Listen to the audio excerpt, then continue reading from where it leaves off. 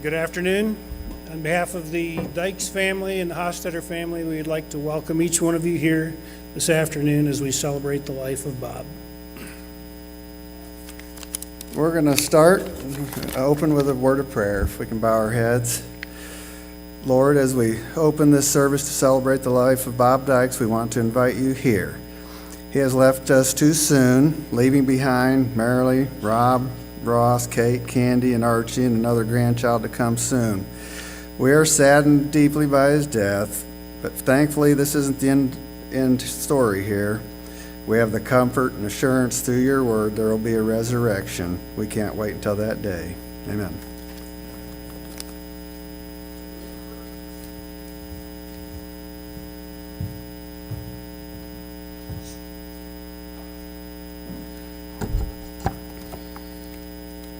I came prepared. And I'm going to start out with something that's not in my notes. As I watched you all parking and pouring in, I thought Bob would have been amazed at the love that you're showing him right now by being here.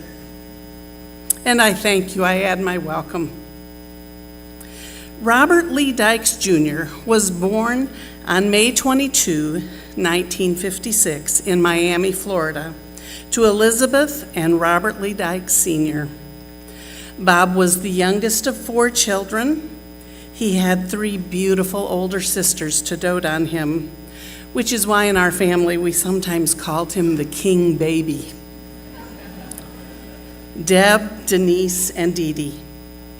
During his early adult years, he worked with his family in the Bobby Dykes Insurance Agency. In 1986, Bob moved to Arkansas with his parrot, Big Bird, and 2 cockatiels to marry Marilee Hostetter. He went to work selling cabinets for Mid-America Cabinets, and a year after they were married, they welcomed Robert, year and a half about, and 22 months after that, Ross joined the family. Bob's boys were his greatest passion and joy. I know the next statement to be true because they were at my house when they found out they were expecting Robert. He didn't realize how much he would love being a dad, but when it happened, he was all in. You would have thought the idea originated with him. During these years, Bob started his own cabinet company, Kitchen and Bath Cabinets, which exists yet today. As the boys grew and graduated from high school, career choices were discussed. Robert and Ross decided to attend EMT and paramedic school. Bob jumped in to learn and study with them. He helped them prepare for taking their certification tests, their boards, and ended up deciding he now knew enough that he should go to school as well. So he moved temporarily to Iowa and went to school where he received his EMT certification. And you should know something about Bob. He did like to participate in whatever his family was doing, and so much so that when Marilee was due to deliver Robert, someone suggested she take castor oil to start her labor, so Bob took some as well. For several years, he drove an ambulance in Siloam and in Northwest Arkansas, all while continuing to run his business. Bob loved his boys so much that in the early days he would often say they should have kept going and added a girl to the family. So when Candace and Caitlin joined the family, he had the daughters he had always longed for. Then when it couldn't get any better, Archie was born. And now the news that there's a second grandson soon to arrive meant the world. And he didn't want to leave without meeting that baby. Rest assured, there will be a celebration of epic proportions when Jesus returns and Bob gets to meet this little boy. His childhood was filled with adventures, some good and some not so good. When he was 12, he lost an eye in an accident. Bob's determined spirit served him well as he not only recovered, but learned to do all the things that others needed two eyes for. By the time we met him, it was obvious that he did not consider himself handicapped. Years later, working in his cabinet shop one Sunday, he lost the parts of 3 fingers. It was an awful thing, and yet once again his strength kicked in, and he refused to be handicapped. More than once, I heard grown men complaining that even missing an eye and 3 fingers could not stop Bob from beating the tar out of them in racquetball. Bob always loved to challenge himself, so he joined CrossFit. He loved going to the gym, and he loved the people he worked out with. It was a very painful reality of his illness that caused him to stop being an active participant. Over the last few weeks, our family has reminisced about the past 40-plus years with Bob, so hang on. Here we go. If you know me at all, you know it's story time. When Bob arrived in Arkansas, he was a long way from Miami, but he brought a bit of it with him in his t-shirt, white blazer, and his fine Italian-made shoes. We nicknamed him Miami Vice. It wasn't long, though, before Miami Vice met the Beverly Hillbillies, and Don Johnson became Jethro Bodine. He drove a car, and so far, no one in my family can tell me what it actually was, but it was like an El Camino.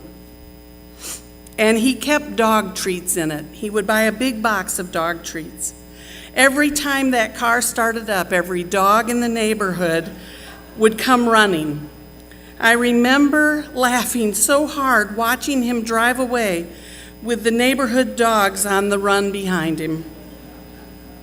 Through the years, he rehabilitated many a chicken that had fallen off a truck and landed on the side of the road, or a turtle that had been hit by a car. He cared deeply about critters and children. He called all the kids Fluffy and loved to tease them.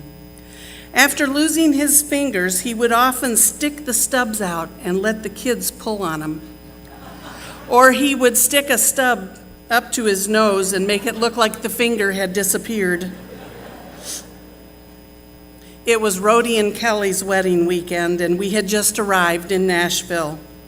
We headed to Mike and Daisy's house to meet Kelly's family and begin the festivities.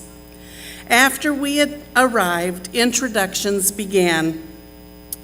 However, before Bob was introduced, Kelly's grandmother walked up to him, stuck out her hand, and said, "You must be the father of the groom." Ooh-wee, did we get some mileage out of that one. His early age gray to white hair was responsible for a good laugh more than once. Bob never liked to wait in lines anywhere, and he simply didn't worry about missing anything. He was always so confident that he would be fine. Marilee and Bob had gone to Branson for a weekend excursion, which was to include a visit to Silver Dollar City. Marilee, being a good Dutch girl, was a pay-as-you-go girl and did not like to use credit cards. In those days, you could still use cash. So when they checked into their hotel, Marilee handed the desk clerk a $100 bill. Just like that, quick as a flash, Bob's hand struck out and snatched that $100 bill right out of the clerk's hand. He then proceeded to give her a credit card and put that bill in his wallet. Marilee was not real happy with him. The next day at Silver Dollar City, they joined a line to see a show. However, Bob, as I mentioned, did not like to wait in lines, so Marilee waited in the line while he wandered. The elderly ladies in line around her noticed her angst, and she explained her worry that Bob wouldn't return in time to go in with her. As they neared the entrance, who should come strolling toward them but this man with the white hair, eating a bowl of ice cream and strawberries. One of the older ladies asked, "Is that your husband?" It was pretty obvious that she thought he was a fine catch. Marilee said, "Yes, and for a $100 bill, he's yours."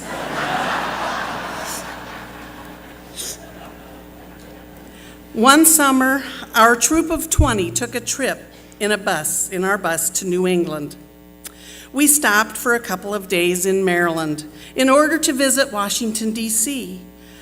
After our day of touring, we were waiting at a bus stop for a ride back to our RV park.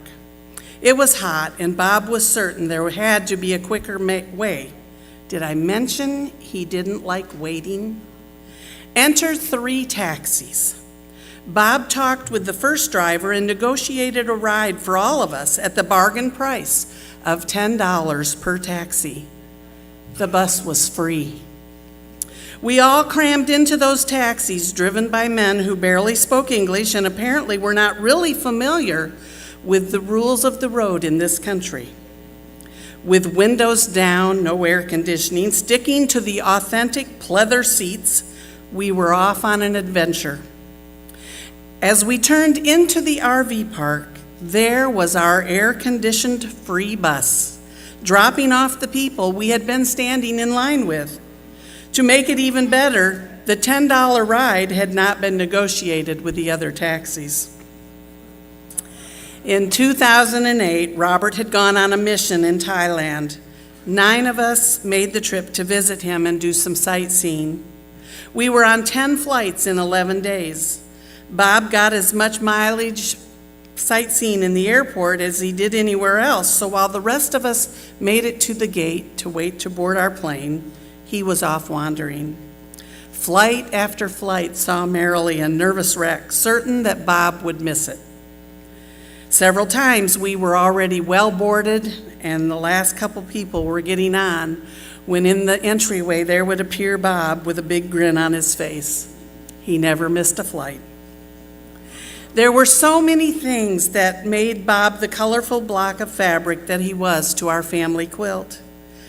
Bob had speaking of fabric, a very special pair of lounge pants that he loved and Marilee hated. Anytime he didn't need to be dressed up, he was in those pants, and everyone we've talked about it, they all remember them. They were gray with funny little something on them.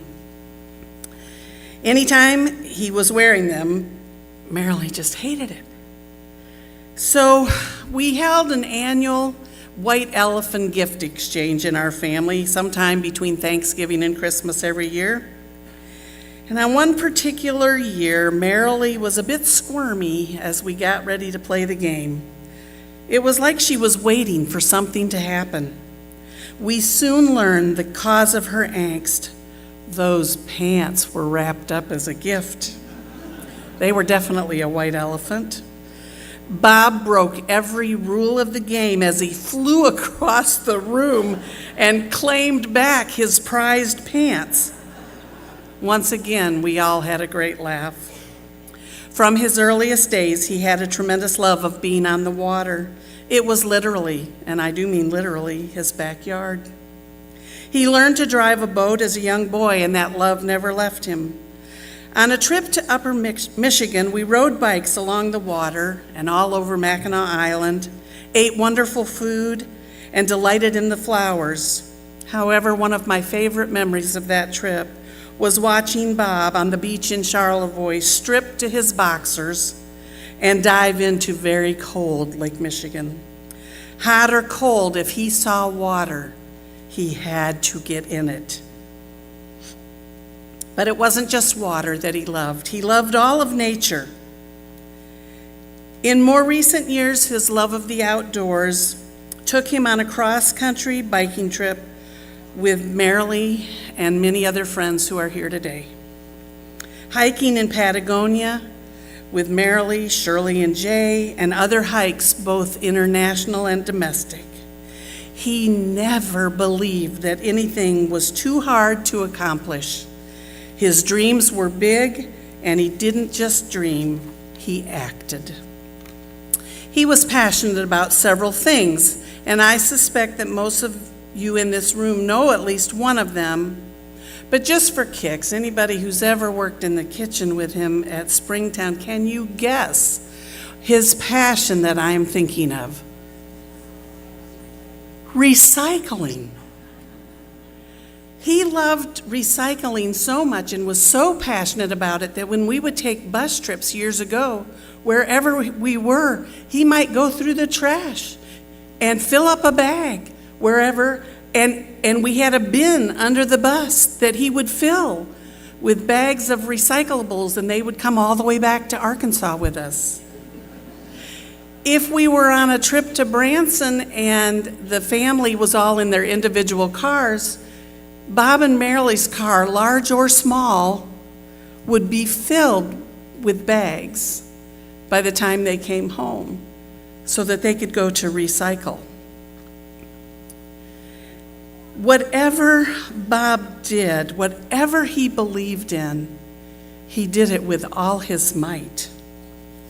When Bob joined our family, he was everything that we were not. He felt the same about risk-taking as he did about water. Hot or cold, he was going in.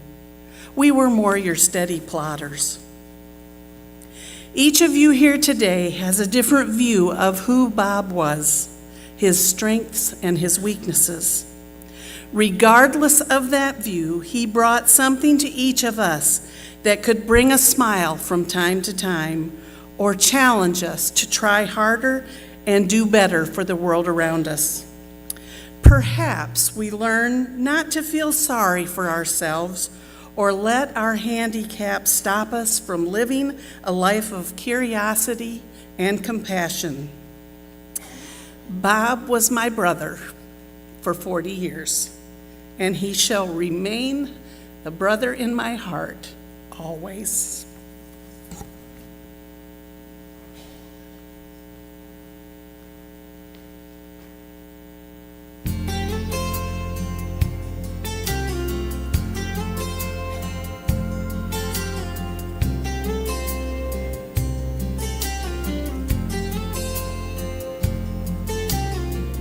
Bought a beautiful diamond ring, offered it to the sweetest thing I know, and she said she would take it. Started making some wedding plans. She looked at me and she took my hand and said,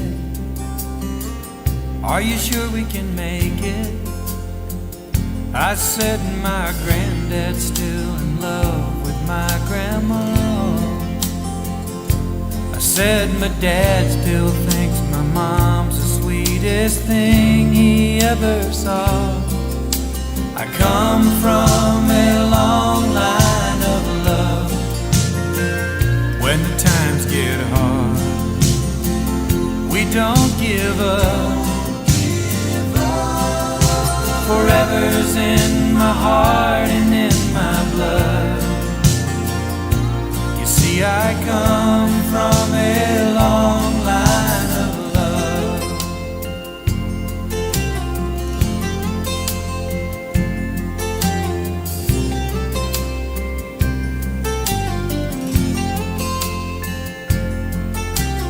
Years went by and we had a son. Now he thinks that he's found someone for him, and they're planning a wedding. He called me up on the phone today just to see what I had to say to him. Did I think he was ready? I said, "Oh, what his grandfather used to say to me. It's been handed down for ages. It runs in the family. You come from a long line of love. When the times get hard, we don't give up.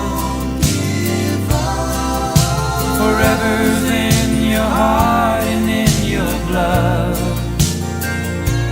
Son, you come from a long line of love. We come from a long line of love."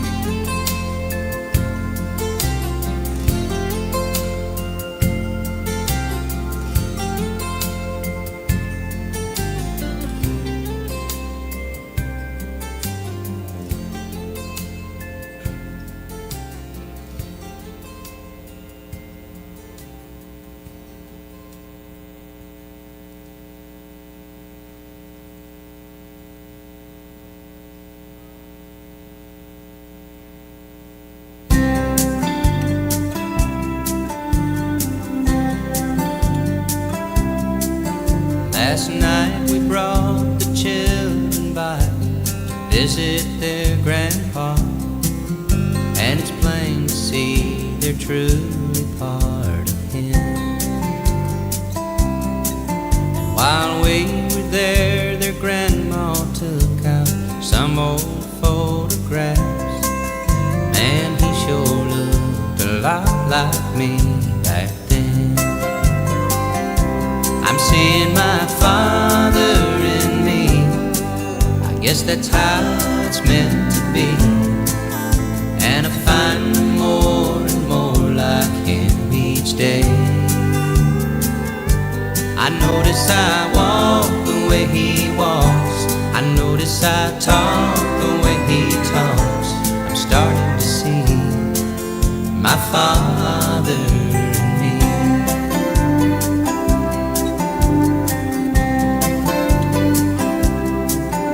And today I took my wife for a walk down that old dirt road where my daddy took my mom so many times.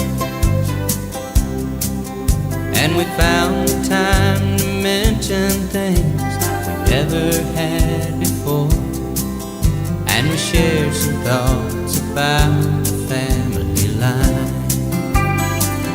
Yeah, I'm seeing my father in me. I guess that's how it's meant to be.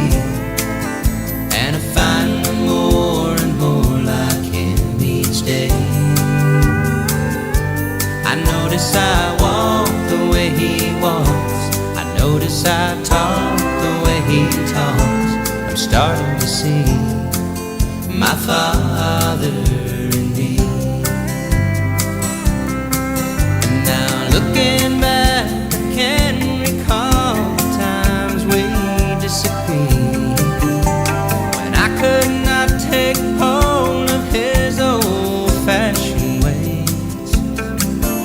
And the more I tried to prove him wrong, the more I proved him right. Now I know why he still stood by me. I went through that stage. I'm seeing my Father in me. Yes, that's how it's meant to be. And I find more and more like him each day. I notice I walk the way he walks. I notice I talk the way he talks. I'm starting to see my Father in me. And I'm happy to see my Father in me.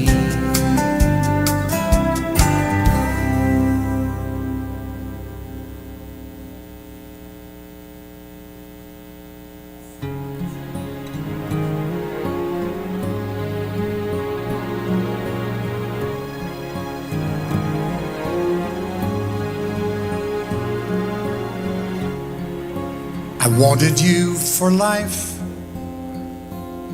you and me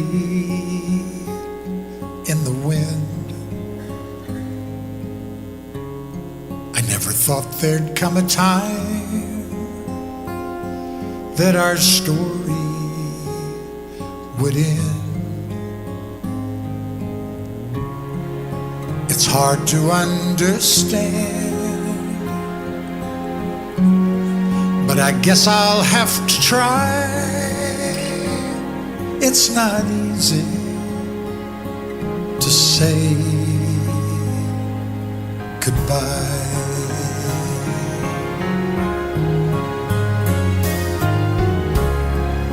For all the joy we shared, all that time we had to spend. If I had one wish, I'd want forever back again. To look into your eyes and hold you when you cry. It's not easy to say goodbye. I remember all those great times we had. So many memories, some good, some bad. Yes, and through it all, those memories will last forever.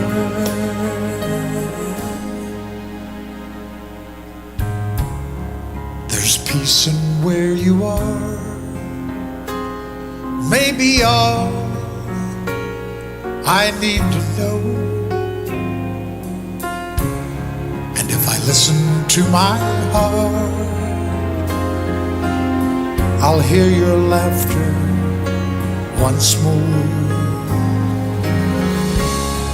And so I have to say, I'm just glad you came my way. It's not easy to say goodbye.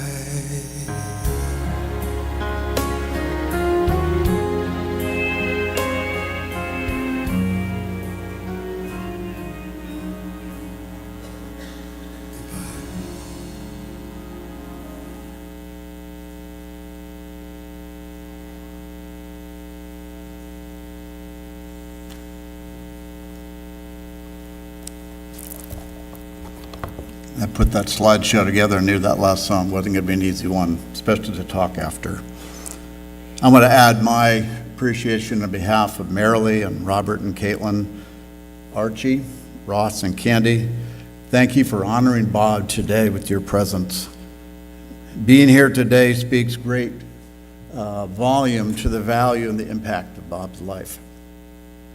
Over the past 2 weeks, the outpouring of love, support, and prayers has been overwhelming from so many of you, and we thank you for that. You know, many evenings I sat staring at a blank notepad, searching for words I didn't want to have to share. Words that had to be shared, but way, way too soon. And I thought of everyone that was going to be here today, that while we all mourn Bob, we all have lost different things. Marilee, you've lost a husband. Robert and Ross, you've lost a father. Caitlin and Candy, you've lost a father-in-law. Archie, wherever Archie is, he's lost Pops. And others have lost a boss, a friend, a biking and hiking partner, a CrossFit comrade, a neighbor, a son-in-law, and a brother-in-law. And together, we're just one big hurting family today. As Bert described so well, Bob was a larger-than-life, colorful character who left a large footprint wherever he went. He was passionate, he was loving, he was driven, he was visionary, he was tender, he was strong-willed, daring, and tough, all mixed up. And as I knew this day was approaching, and unfortunately we've known this day is approaching for some time now, 2 pictures came into my mind. One is you saw a lot of pictures of Marilee and Bob and several of their other friends riding across the United States over several summers.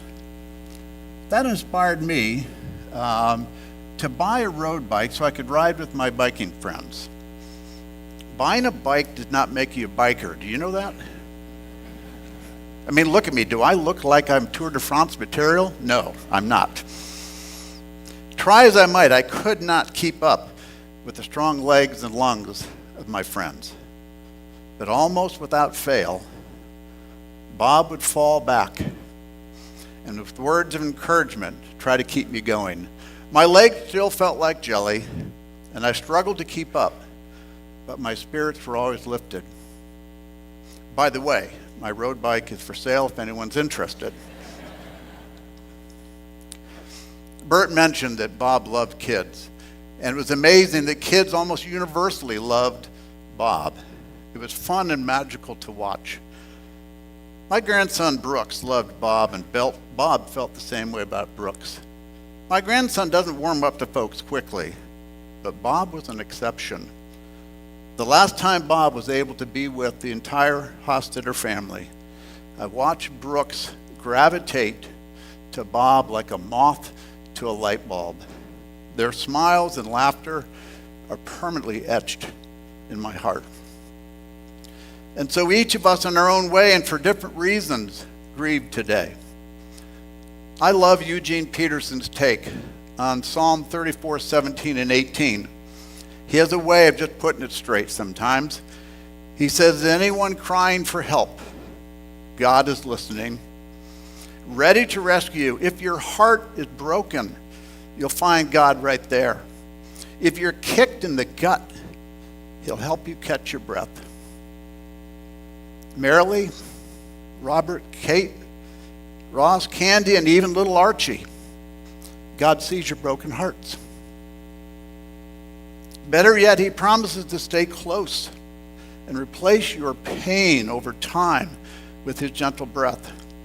He's done it for me, and I know he'll do it for you guys. Each of us has a Bob memory or a Bob story that you treasure. I want to remember the Dykes and Hostetter families of a legacy of blessing that Bob has left for us. I need a few folks to come up and help me. I would like Robert and Ross, Hayden, Maddie, Weston, Eden, Jamie, and Aaron to join me on the stage. Some of them knew I was going to do this, others don't. There'll be no speaking parts, guys, don't panic.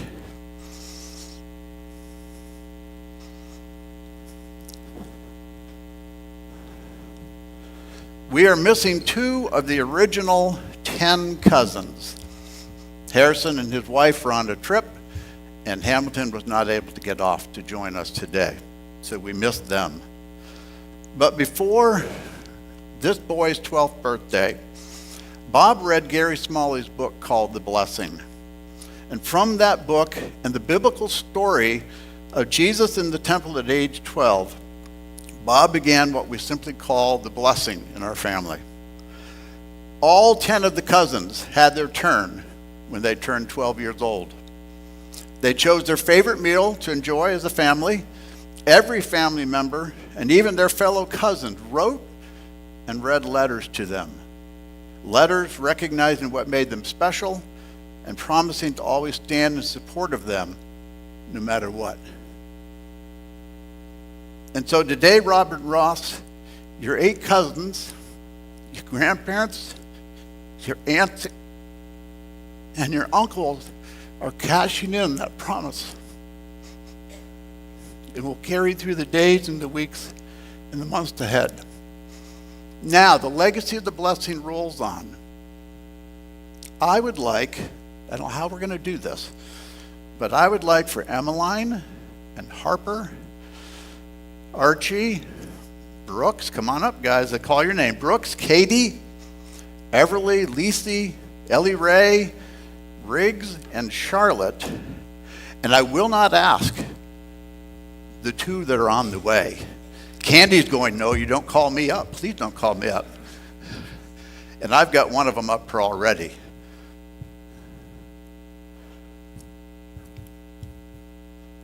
So we did a little head counting. We started with 10 cousins, and the 10 cousins outperformed us, and there are 12 in this next generation. In about 14 months, Emmeline here, who's holding Katie, will be 12, and she will have her blessing. And each time, Marilee, each time that we have a blessing, you will be reminded of the legacy that Bob left in her family. Stay up here just a second. I have one more story.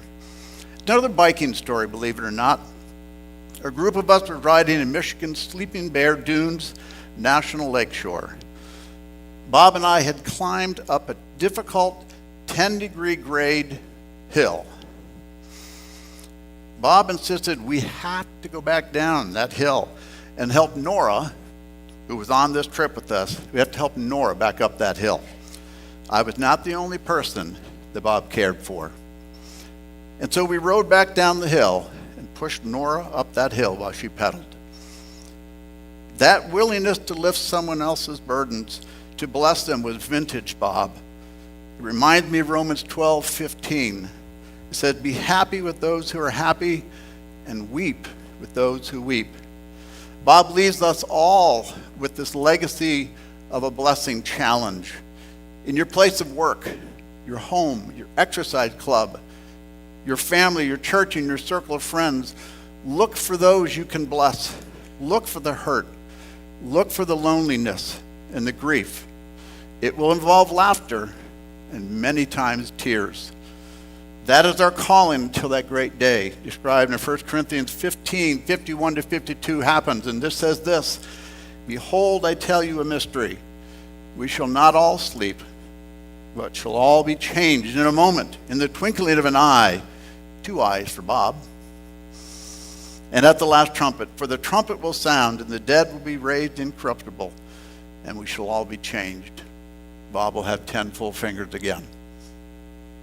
And then these words, death is swallowed up in victory. On this day of remembrance, tears, and mourning, I simply point you to the great hope promised for each one of us. Psalm 35 simply says, weeping may last through the night, but joy comes with the morning. May we all be ready for that great getting up morning. Let's pray.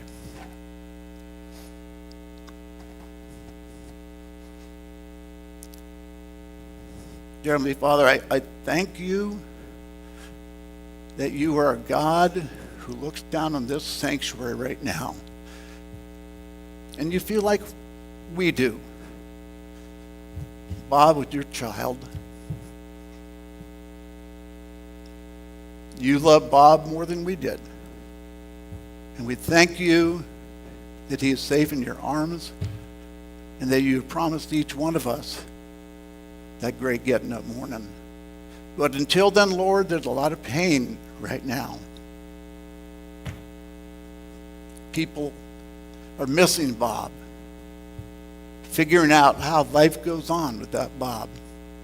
But so, Lord, I ask for an outpouring of your Spirit unlike anything we've experienced before, that would heal those wounds, that would bring us peace and hope and courage and answers when there are questions, and maybe peace when there are no answers.